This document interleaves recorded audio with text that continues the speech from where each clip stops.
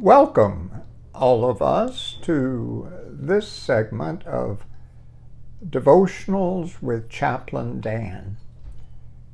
I am Dan Bonner, one of the chaplains here in the Australia community, and I want to shape these moments we spend together today around this question. In these days of what might be called repressed anxiety, people don't want to talk very much about it, but finally in conversations I have over and over, it seems to come out. I've confirmed this with the other chaplains, that there is a great deal of anxiousness about our current global situation, particularly and focused on the COVID-19 pandemic. That's not news, I suspect, to any of you.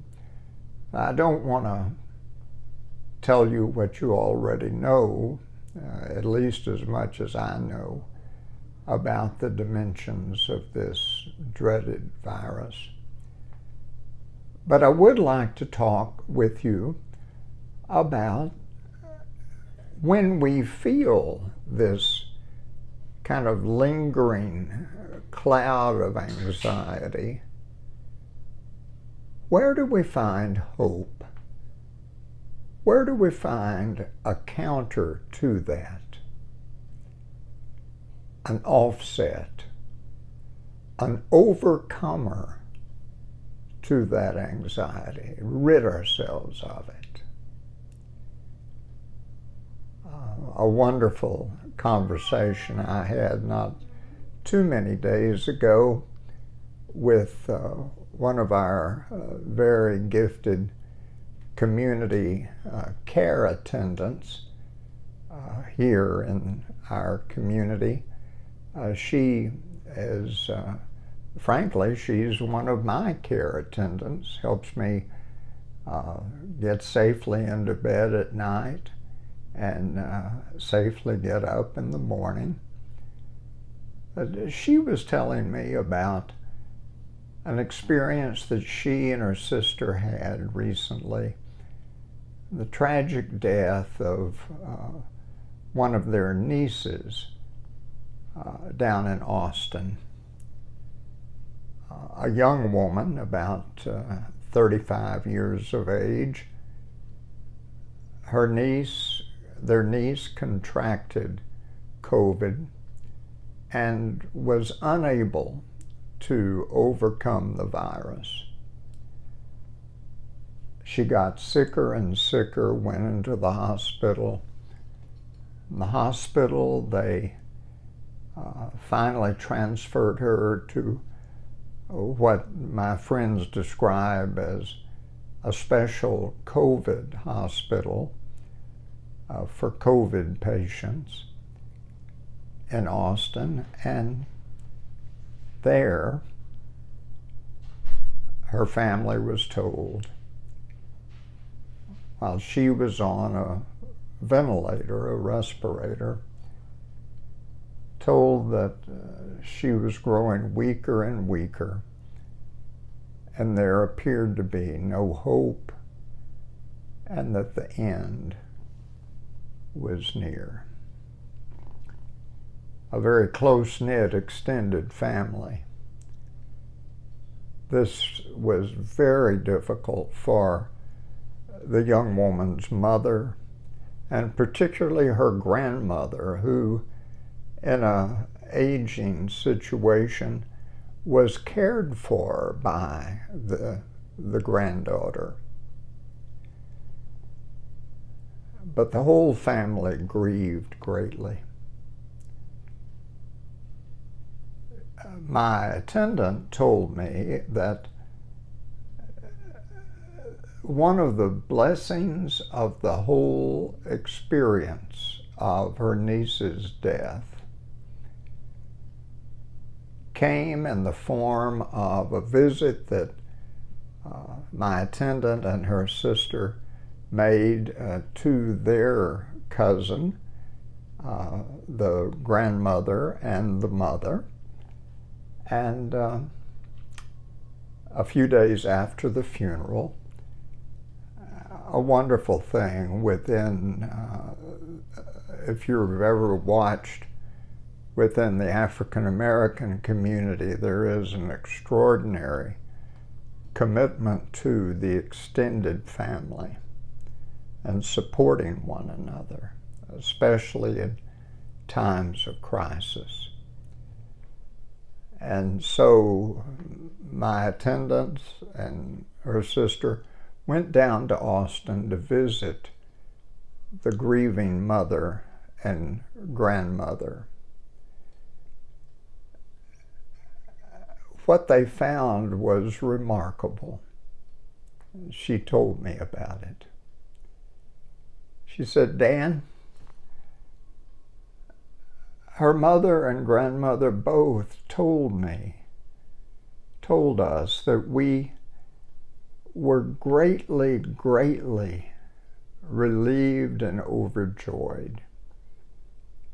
We were able to be connected to our daughter and granddaughter's room as they disconnected her from the ventilator, and everyone knew that her earthly end would come soon after." They couldn't go in and visit, of course, so a Zoom connection, where we all know what Zoom is these days, where they could actually see and hear their beloved close relative as she breathed her last.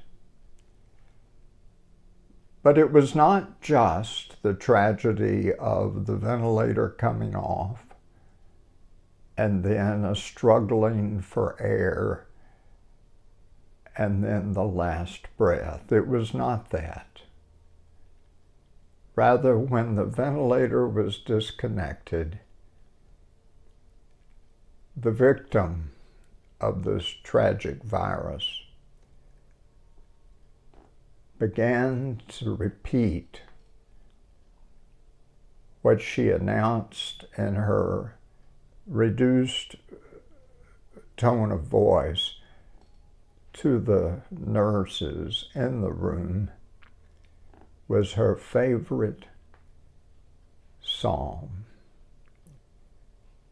And she repeated the words as long as she could.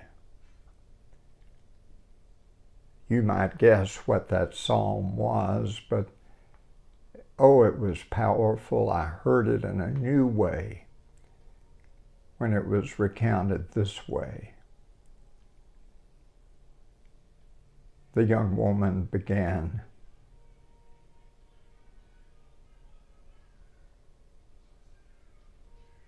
our Father,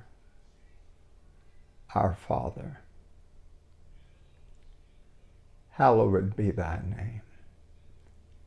Thy kingdom come, thy will be done, on earth as it is in heaven. Give me this day my daily bread, and forgive, and then she stammered, and take me home. And then she breathed her last, affirming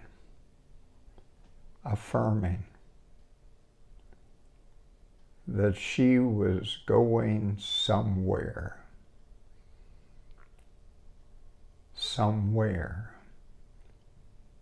not just leaving everything. That faith and that hope encourages me to not just appreciate that psalm more, but to reflect on a number of the psalms as words of hope. The Lord is my shepherd, I shall not want. He maketh me to lie down in green pastures. He leadeth me beside the still waters. He restoreth my soul. What is your favorite psalm? If you're finding yourself more anxious than you wish, watching the news or hearing others talk about the day of the pandemic, I encourage you. I intend to repeat a psalm of hope. Our God is with us, and no disease, no pandemic will ever separate us from the love of God. Thanks for being with me today. And I'm going to be talking about sources of hope in the next several devotionals. I hope that these messages will be for you an encouragement and a practice. God is with us, and we can claim it for ourselves. God bless you. I look forward to seeing you again soon, and I was blessed to share this touching story of hope with you today. Have a blessed remainder of your day.